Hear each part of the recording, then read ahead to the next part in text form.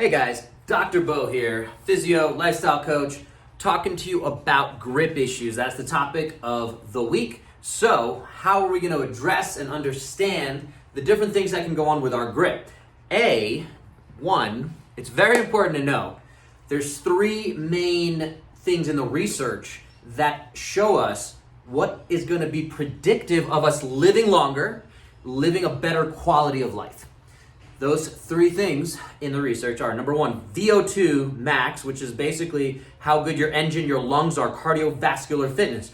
Makes sense. Number two, your leg strength, okay? So again, the ability to get up and down off the floor. Hip fractures in the elderly are one of the main things that lead to significant decrease in physical capacity. Leg strength is something that we want to get better. And number three is our main theme today, grip strength. So grip strength is highly correlated to a longer life and a better quality of life. Why would that be? Again, just very indicative of fitness, okay? And a lot going on with how well we can, again, pick ourselves up, do different activities, and again, it's gonna correlate to overall strength through the upper body. So, two ways we can look at grip issues if you're having any grip issues. Number one is there's a muscular imbalance, right? We just use this one side way more than we use this other side. We're kind of ignoring this left hand. If you're a righty, I played quarterback in high school, and even when I coached, I'm a righty, so my right grip tends to be stronger than my left grip. When I participated in the sport of CrossFit, I saw some differences in my right side being stronger than my left. I had an ACL reconstruction on my left and none on my right, so when I would do single leg squats or any work like that, my left leg would tend to be a little bit weaker than my right leg. So, same thing with the grip, something to think about. We can start to do more stuff with that side that might be less used throughout the day, okay? If you're always using one side. I like to brush my teeth with my left hand. I'll do my hair if I ever do my hair. And then if you're trying to write, just practice writing with that non-dominant hand. Things like that will start to get us moving in the right direction. We'll talk about other ways we can address big picture later on. So we have the muscular imbalance, straight up just, again, we're using this hand a lot more than we use that hand, so this hand's stronger.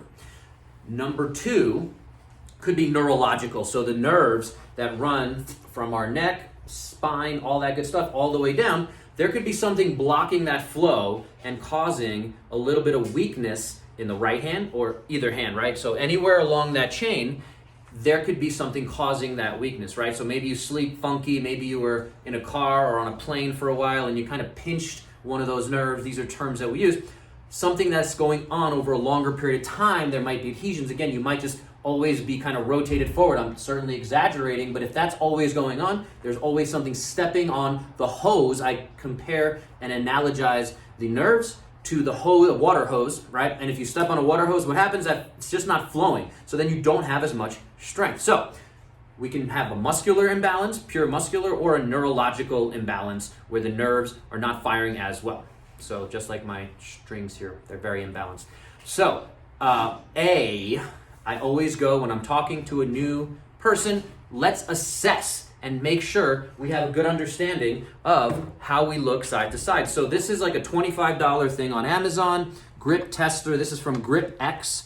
All right, I think if you just search grip, dynamometer is the fancy word, but grip tester would be the simple way. And try to standardize this as much as possible. So in the research, there's different ways you can do this. It asks you if you want to do it in pounds or kilograms. I actually like to do it in pounds because it gives us a bigger number, so it sounds fancier. And then a couple ways that we can standardize this: have your arm down by your side, 90 degrees, and just from here, test strength, and boom, squeezing as hard as I can.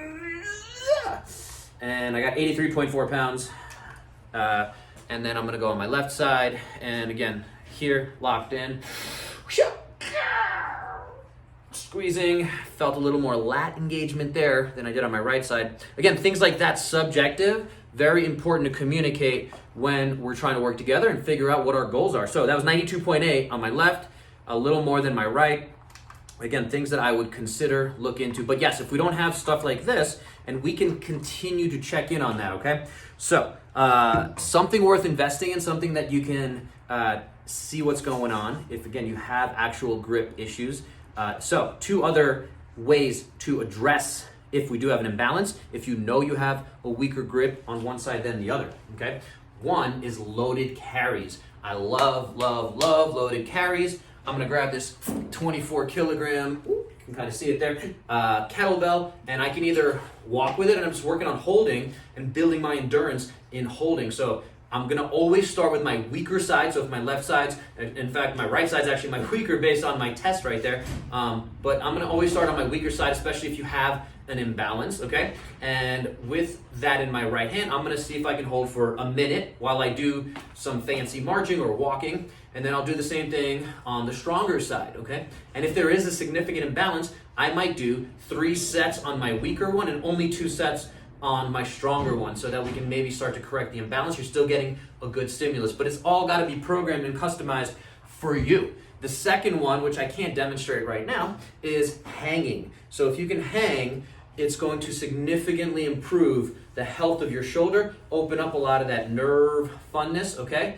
And if you're in like a CrossFit gym, which I used to be in a lot, now I'm in my own garage, but if you can find a way to have kind of weird positional hanging, so you might be hanging from one ring, right? If you have those gymnastics rings in a CrossFit gym, and then the other one you're hanging on this guy like a rig. Okay, so just working on some different positions.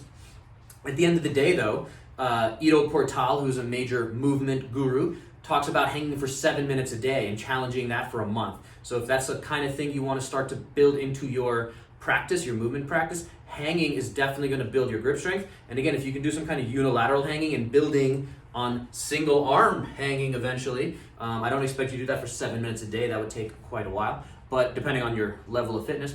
But yeah, it's something that we can start to build up. But hanging is awesome, okay? So if you can do more hanging, I really, really encourage it. The third one that I'll throw in there, a little bonus, is if you do have a neurological pinching or what have you going on, we come back to the mobility, stability concept that we're always talking about here, and you might need to get some body work to loosen some of those tensions, tightnesses up, okay? And then we want to put the right exercises in place and or do some kind of nerve flossing, okay? So it might be here, and we're opening up and trying to get that nerve to floss, which is a different feel than just a stretch of like that. That's gonna stretch some tissue. This nerve floss, okay, is gonna get things opening up the whole chain. Again, stuff that I wanna make sure I discuss with you, that you have a physical therapist getting you personalized, individualized, the right plan in place. We're talking about the root cause, what actually caused that pinch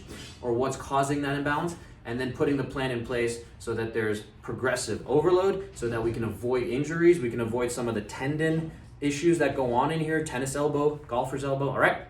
So a lot in this topic. If you have issues, questions, anything like that, leave it in the comments, direct me, message, boom, whatever, something over there. Get 1% better today. Hopefully that helped.